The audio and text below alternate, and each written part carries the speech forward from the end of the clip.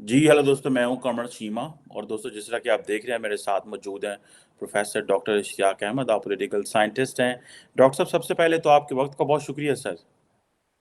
बहुत बहुत मेहरबानी इनवाइट करने की डॉक्टर साहब, थैंक यू सो मच।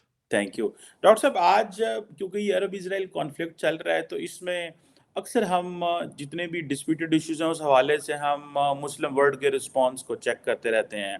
मिसाल के तौर पे हम ऑर्गेनाइजेशन ऑफ इस्लामिक कोऑपरेशन को देख लें। डॉक्टर साहब, ये कई लोग कहते हैं ओआईसी इज डेड। ये क्या ओआईसी का मकसद सिर्फ मुसलमानों पे चंद एक अरब ममालिक की तरफ से हुक्मरानी करने का ग्रुप है, या कि डू यू रियली बिलीव कि ये मुसलमानों की आवाज़ को उठाता है? What do you make of that sir? क्योंकि ये अरब इसराइल वॉर में ना ये अमेरिका से नेगोशिएट कर सकते हैं, ना ये इसराइल से नेगोशिएट कर सकते हैं। तो ये मतलब कर क्या सकते हैं? आपने इतना लिखा पढ़ा है, हमें ज़रा इस हवाले से इनकी कुछ बताएं। देखें, इनकी वैसे तो दुनिया में कोई पॉलिटिकल क्लाउड नहीं है, और ये एक फोरम इन्होंने बना लिया है जहाँ पे मुसलमान सारे ममालिक जो हैं वो अपने आप को समझते हैं कि एक प्लेटफॉर्म है। लेकिन इनमें से कोई बहुत बड़ी इकोनॉमिक पावर नहीं बन सका, टेक्नोलॉजिकल पावर नहीं बन सका। इस दुनिया में जो ताकत की बुनियाद है वो तो यही चीज़ें हैं ना। और उसमें हम इस्लामिक ममालिक as a whole zero zero हैं। तो इनकी कोई पॉलिटिकल क्लाउड नहीं है दुनिया में। और इसमें भी सियासत होती रही है। मसलन इंडिया को पाकिस्तान ने कभी मेंबर नहीं बनने दिया, हालांकि पाकिस्तान जितने ही मुसलमान इंडिया के अंदर हैं। और मेरा ख्याल है कि अगर इंडिया को हमने ओआईसी का मेंबर बनाया होता तो आज इंडिया के लिए इतनी आसानी से इसराइल को सपोर्ट करना मुमकिन ना होता। अगर आप अपने इर्द गिर्द लोगों को एक तंग नज़री की बुनियाद पे निकालते जाएंगे, उनको आइसोलेट करते जाएंगे, वो फिर एक दिन सारा जो है ना इन मौकों पे वो आपके गले आके पड़ जाता है। बहुत कोशिश की इंडिया ने, और मैंने यही सोचा था कि imagine if they were a member, तो फिर इंडिया के लिए इस किस्म की जो आजकल की हुकूमत ने पोजीशन ली हुई है बहुत मुश्किल हो जाती। वैसे तो कांग्रेस ने एक और बैलेंस पोजीशन ली हुई है, लेकिन as a member of OIC India की एंट्री जो है वो सबके लिए अच्छी होती और मुसलमानों के लिए भी अच्छी होती। लेकिन ये इस किस्म की जो है ना सियासत जो है उसने इस सो कॉल्ड मुस्लिम यूनिटी को भी कोई पावर नहीं दी, और आज हम आइसोलेटेड हैं।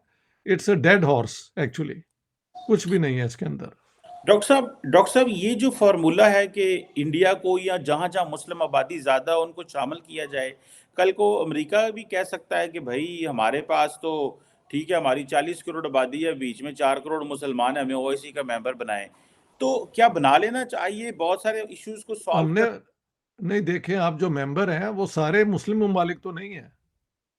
कई मुल्क जो मेंबर हैं they are not actually Muslim majority countries, like but they are members. अब मुझे अगर आप पहले कहते तो we could have gone through the list, आप चेक कर लेना।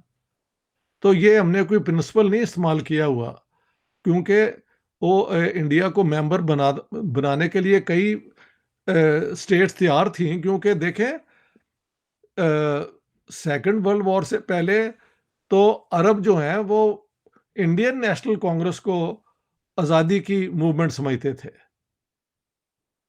महात्मा गांधी का 1938 में एक बयान है जो पता नहीं आपके प्रोग्राम में मैंने जिक्र किया या नहीं। उन्होंने कहा है कि जिस तरह हिंदुओं ने दलित्स को तारीख में इतना बुरा ट्रीट किया है, उसी तरह यूरोपियंस ने यहूदियों के लिए किया है। इसलिए मेरी सिंपथी जो है वो बिल्कुल यहूदियों के साथ है। लेकिन इसका ये मतलब नहीं है कि जो यूरोपियंस ने किया है उसकी सज़ा हम अरबों को दें और अरबों का मुल्क छीन के हम इनको दे दें।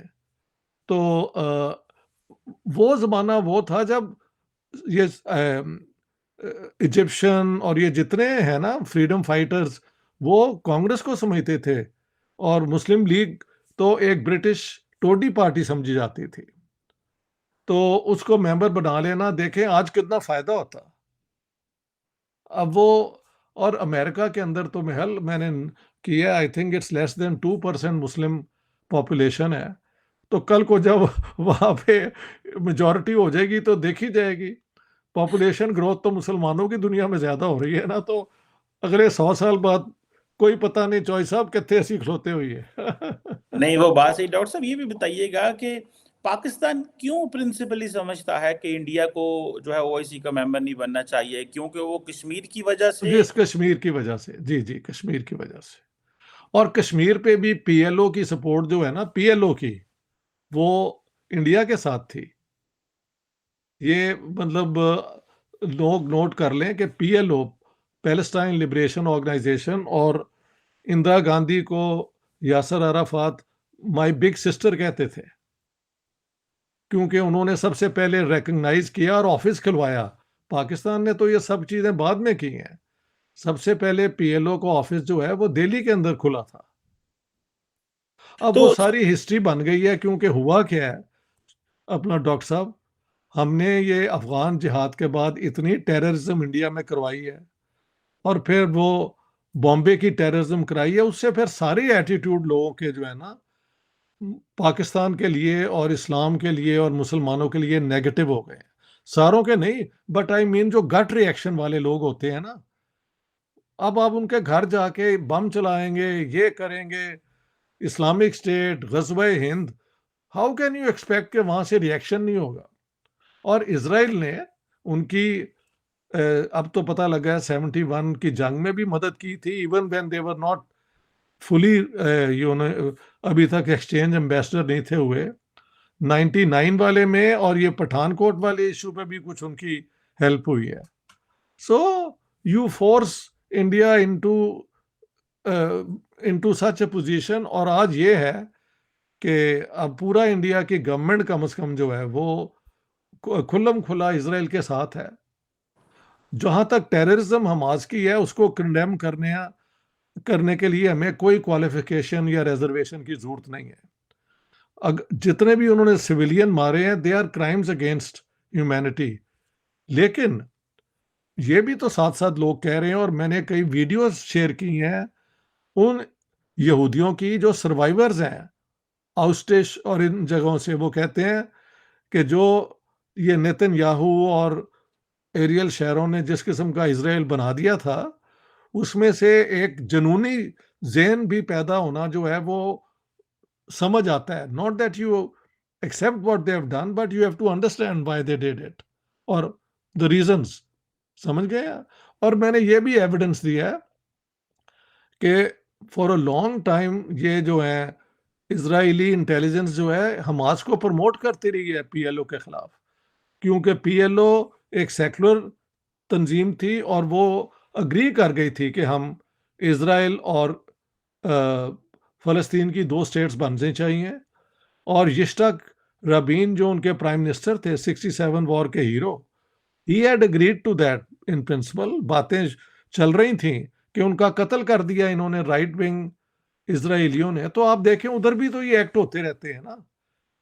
इसलिए सच को डिफेंड करना बड़ी मुश्किल बात है, लेकिन करना चाहिए। हम समझते हैं हमारे पास हमारी एजुकेशन यही हमें रिस्पॉन्सिबिलिटी देती है कि हम इन हालात में जैसे भी हो सके एक बैलेंस्ड फेयर असेसमेंट करें सिचुएशन की।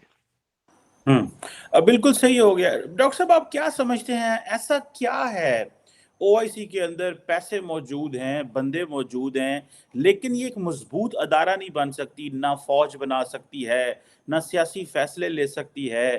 एक एक एक पूरा जिसे कहते हैं ना, पूरी दुनिया को तेल ये दे रहे हैं, पूरी दुनिया को लेबर ये दे रहे हैं, पूरी दुनिया में अपने जो है वो इनका एक नेटवर्क मौजूद है, लेकिन ये एक एक अदारा नहीं बन पाए जिस तरह यूरोपियन यूनियन है, जिस तरह बाकी नेटो है। इसकी क्या वजह है? आप क्या समझते हैं ये इस तरह की चीज़ें सिर्फ़ डेमोक्रेसीज़ कर सकती हैं?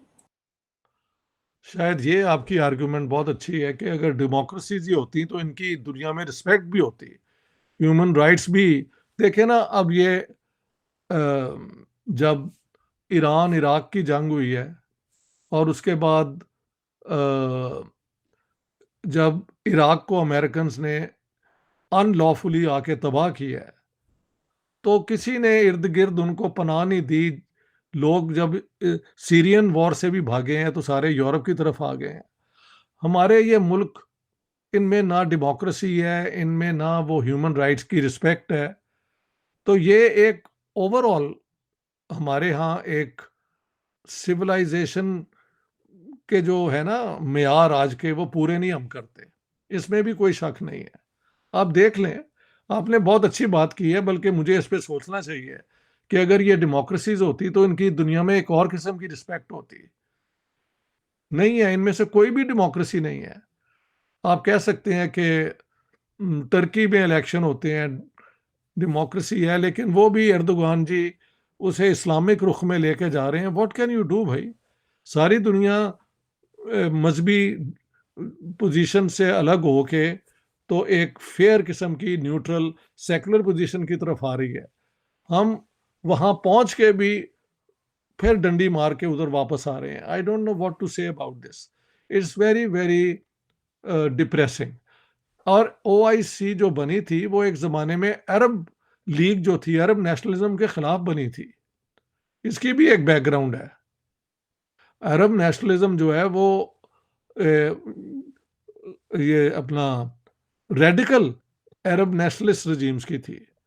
ये थे इस्लामिस्ट, सऊदी अरेबिया और जॉर्डन, और इसको वेस्ट ने तैयार किया था। तो इनकी ये बैकग्राउंड, अनवर हाँ सादात वगैरह के मुकाबले में। हाँ हाँ, ये इस किस्म की एक ऑर्गेनाइजेशन है। नहीं तो वो बात सही है ना, अरबों का जब दिल करता है ओआईसी का इस्तेमाल कर लेते हैं, जब दिल करता है अरब लीग का इस्तेमाल कर लेते हैं, जब उन्होंने सिर्फ बिल्कुल। अपनी बातें करनी हो हाँ, जीसीसी लेकिन इस्तेमाल कर लेते हैं।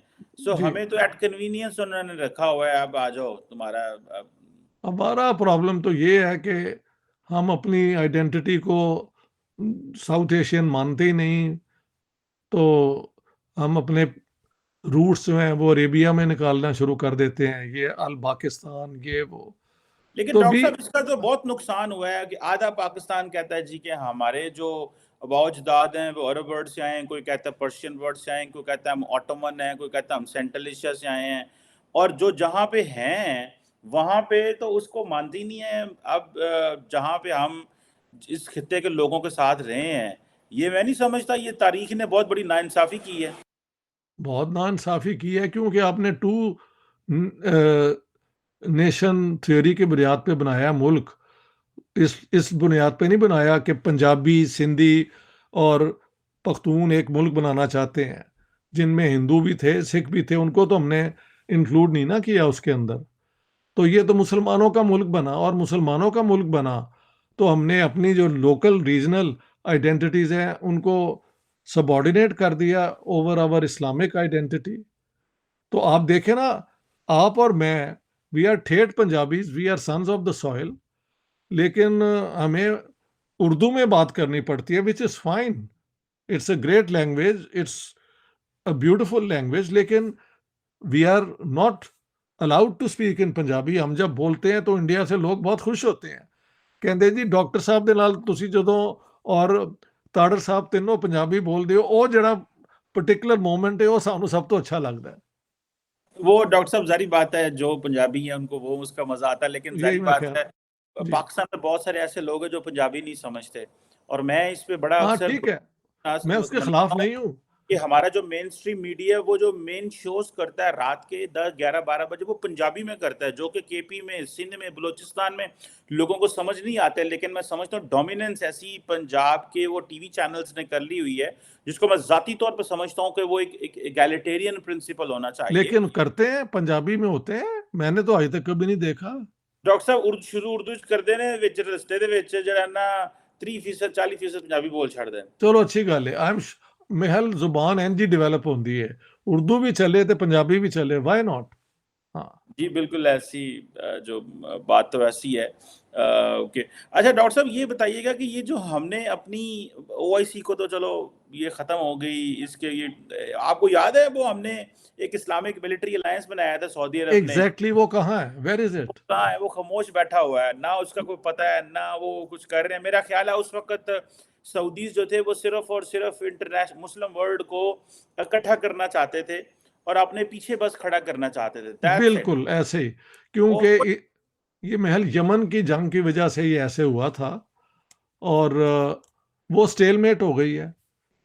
वो 42 मुल्क थे, 41-42 मुल्क डॉक्टर साहब, और सिर्फ अपने पीछे।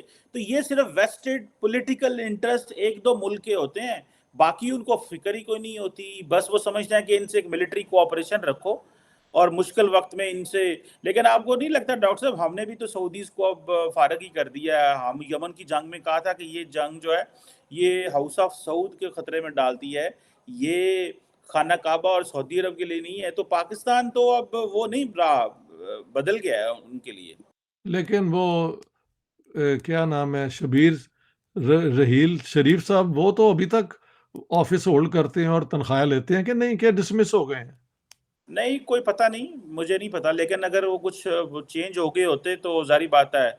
उसकी वो खबर आपको आ पता है जाती। उसे कौन सा पता चलता है नोटिफिकेशन होने का और ना नोटिफिकेशन होने का? डॉक्टर साहब आपको पता है, जब रहील शरीफ साहब को इस्लामिक मिलिट्री अलायंस का हेड लगाया गया था, स्पेशल गवर्नमेंट ऑफ पाकिस्तान ने एनओसी जारी किया था, बिकॉज वो सिटिंग चीफ आर्मी चीफ से भी थोड़े दिन ही महीने ही गुजरे थे और इनको अपॉइंट कर दिया गया ओ था। भाई यार, तो ये कभी हो सकता है कि आप अपने चीफ ऑफ आर्मी स्टाफ को एक और फोरम में दे दें? कितनी उसके पास सीक्रेट्स होंगी, कितनी स्टेट हाँ, की वो है। तो पाकिस्तान, मैंने कहा है कि it's rentier state, it rents out its services. अरबों के पास तेल है, ईरानियों के पास भी तेल है, हमारे पास हमारी आर्मी है जिसे हम रेंट आउट करते हैं। That's our character. We don't have any productive base. Industry हमारी जीरो है। एग्रीकल्चर अपना सेक्टर हमारा इतना एडवांस था, वो स्टैग्नेट कर गया है। तो हम करते क्या है? We are failed system. Failed state कह दें तो लोग पीछे पड़ जाते हैं, but we are a failed system कम से कम। बिल्कुल सही कह रहे हैं डॉक्टर साहब, हम एक फेल्ड स्टेट भी हैं। मैं तो कहता हूँ सिर्फ सिस्टम नहीं है, फेल्ड हम स्टेट हैं। और ये हमने साबित किया है, हम अपने एक्शंस के साथ साबित किया है कि हम एक फेल्ड स्टेट बन चुके हुए हैं। बन चुके हुए और हैं। मानता कोई नहीं है, लेकिन जारी बात है, सम हो एक एक अदारा रह गया, फौज, जो ताकतवर है, जिसने सबको किसी न किसी तरीके से वो एक दायरे के अंदर लेके आने की कोशिश करते हैं। जारी बात है कि जो उनका मैंडेट नहीं है डेफिनेटली, लेकिन सम हो जैसे तैसे अब ये मैंडेट उनका बन चुका हुआ है। और अगर डॉक्टर वो भी साहब, ना। जी। बात यह है कि अगर पाकिस्तान की आर्मी ना हो तो there will be no Pakistan. Simple. Pakistan is kept together by the Pakistan army, true. For good and bad. बिल्कुल सही अगर कह अगर हमारी डेमोक्रेटिक इंस्टीट्यूशंस होती तो ये फौज का काम था डिफेंस को प्लान करना, क्रेडिबल डिटेरेंट रखना, वो हमें समझ आता है। ये लैंड माफिया के साथ भी इन्वॉल्व हैं, और इन्होंने वो आयशा सिद्दीका साहिबा की किताब बताती है कि ये कितना इन्होंने वो क्या कहते हैं, बिजनेस एंटरप्राइजेस में और मिलिट्री उसमें। इंक, मिलिट्री हाँ, इंक। बिल्कुल। So I mean all that is there, what to do भाई? We went wrong from the beginning. और आज देखें, इस पूरे क्राइसिस में पाकिस्तान की कोई आवाज नहीं है। This is also very surprising. कोई कोई ना इनको कंसल्ट कर रहा है, ना ये कुछ कर सके हैं। डॉक्टर साहब, ना मुस्लिम वर्ल्ड ने कश्मीर में हमारी मदद की और ना ही हमने फलस्तीन में हमारी कोई आवाज है। कुछ भी नहीं है, कुछ भी नहीं है। तो ये तो डॉक्टर साहब इसके ऊपर है तो फिर एक प्रॉपर ट्रांसफॉर्मेशन है ना, जिसको समझना चाहिए कि इंडिया ने कश्मीर में जो कुछ किया, ओआईसी हमारे साथ नहीं खड़ी हुई। आज अरब वर्ल्ड में जो कुछ हो रहा है, पाकिस्तान खामोश होकर बैठा है। बिल्कुल ऐसे ही है। और आप देखें, मैं तो कई दफा सोचता हूँ पार्टीशन ना होती तो पूरे इंडिया के अंदर ये 35-40% मुसलमान होते, तो पूरे इंडिया का रुख जो है कहाँ पे होता? ऐसे हो सकता था जो अब हो रहा है? नो। लेकिन डॉक्टर साहब, पार्टीशन इतने बड़े मुल्क को चलाना पॉसिबल होता? आप समझते हैं 2 अरब के मुल्क। इंडिया इंडिया कामयाबी से चल रहा है और कितना आगे बढ़ रहा है, ये आर्गुमेंट बिल्कुल सर बेमायनी है। चाइना इतना बड़ा होके इतना कामयाब है, और अमेरिका एंड रशिया, यही सबसे बड़ी पावर्स हैं। उन जितना बड़ा मुल्क होगा, उतनी चांस ज्यादा है कि वो दुनिया में उसका क्लाउड बनेगा। जितने लेकिन डॉक्टर छोटे। साहब, हाँ जी। जो जैसे तैसे भी है, जब हम देखते हैं इंडिया के अंदर बहुत सारे मुसलमानों की हम हालत जार देखते हैं, ठीक है, आपस में भी हमने मुसलमानों के साथ कोई अच्छा पाकिस्तान में सलूक नहीं किया मैं हुआ। मानता हूँ, लेकिन पाकिस्तान में हमने कत्लेआम किया है, लेकिन जी, भारत के अंदर भी कोई बहुत मैं यही कह मुसलमान। रहा हूं कि अगर भारत के अंदर ये मुसलमान होते तो nobody could dare do this. That's what I am saying. Army के अंदर आपकी ओवर रिप्रेजेंटेशन थी, पुलिस के अंदर मुसलमानों की ओवर रिप्रेजेंटेशन थी। There was no chance in a million कि ये जो आप कहते हैं हो रहा है ये हो सकता। बल्कि अब तो इंडियन कहते हैं जी बड़ा अच्छा जिन्ना साहब ਤੁਹਾਡੇ लीडर रहे सन साढ़े सन कि नहीं एडा नहीं, बड़ा मैं तो जाती तौर पे मैं तो इस पार्टीशन के हक में हूँ। मैं मेरी अपनी चॉइस है, ठीक है, तो ठीक है। मर्जी कहते मेरे रहे। कई दोस्त मैं आपकी तरह उसके हक में हैं, मैं ठीक है। हक में हूँ, पार्टीशन होनी चाहिए थी वो, लेकिन मजहब का बेदरेग इस्तेमाल इस तरह नहीं होना चाहिए था उसके जिस तरह बगैर कि हो नहीं हमारे थी लीडर्स सकती। ने किया है बाद में। नहीं, उसके बगैर हो नहीं थी सकती। नहीं नहीं, पार्टीशन शुरू की में तो बुनियाद तो आपने कर मज़हब ही लिया, है ना। हाँ, लेकिन डॉक्टर साहब शुरू में तो आपने पार्टीशन मजहब के नाम पे कर ली, सारा कुछ हो गया और ठीक है जी, दो ममालिक हैं, दो कौमें हैं, दो नजरिए हैं, इकट्ठे नहीं रह सकते, ठीक है, दैट्स फाइन। चलो, लेकिन चलो। उसके बाद जो फिर मजहब का इस्तेमाल किया गया फॉर, वो इसीलिए किया गया कि इसकी फाउंडेशनल आइडियोलॉजी मज़हबी है। ये मेरी अगर आप जिन वाली किताब पढ़ लें, तो आपको पूरी आर्गुमेंट समझ आ जाएगी। You can't escape from the foundational ideology, it's never possible. The foundational ideology is the framework in which you have to make your laws and define yourself. Tragedy ये हुई कि जब हमने वो शुरू किया तो शायद पता नहीं था कहाँ हम रुकेंगे, तो उसमें से आखिर में ये हदूद लॉज जनरल ज़िया ले आए और ब्लेस्फेमी लॉ भी वही ले आए, और उसकी बाद की इलेक्टेड गवर्नमेंट्स ने डेयर नहीं किया उनको चेंज करने का। जब कोशिश की तो उन्होंने मार दिए लोग। यार ये गवर्नर तासीर को इसी शक पे मारा गया ना कि वो ही वाज सेइंग कि ये ब्लेस्फेमी लॉ गलत अप्लाई हो रही है। Isn't that true? बिल्कुल डॉक्टर साहब, फिर हम वो अपने कॉन्स्टिट्यूशन भी ना बनाया, फिर इलेक्शंस भी ना हाँ, करवाए, वो हमने कुछ भी इसीलिए ना करवाया। दैट्स हाउ वी क्योंकि लॉस्ट इट। क्योंकि ये एक एंटी डेमोक्रेटिक मूवमेंट थी। इसके अंदर डेमोक्रेटिक कंटेंट कोई नहीं था ये। लेकिन पार्टीशन हो गई हुई है, अब हम दो मुल्कों को ही मानते हैं, I even included. I am not a fool. अब India is India and Pakistan is Pakistan and that is the truth. नहीं, वो तो बिल्कुल सही है, लेकिन वो ज़ाहिर बात है, ये आर्गुमेंट कि जो हमने फिर मज़हब का बेदरेग इस्तेमाल किया, फिर जी, जो जी, जी। अफ़गानिस्तान के जिहाद में कश्मीर को उस तरह लिंक कर दिया, और वो वो हमने शुरू सारे, में ही। और जी, जी। हमारी जो पूरी की पूरी नस्ल है, एक पूरी की पूरी जनरेशन है, उसको हमने जो है वो इसकी जिहाद की भीड़ चढ़ा दिया। और फिर पहले हम कहते थे जी monopoly of violence lies with the जिहादीज़, अब हम कहते हैं नहीं, monopoly of violence lies with the state.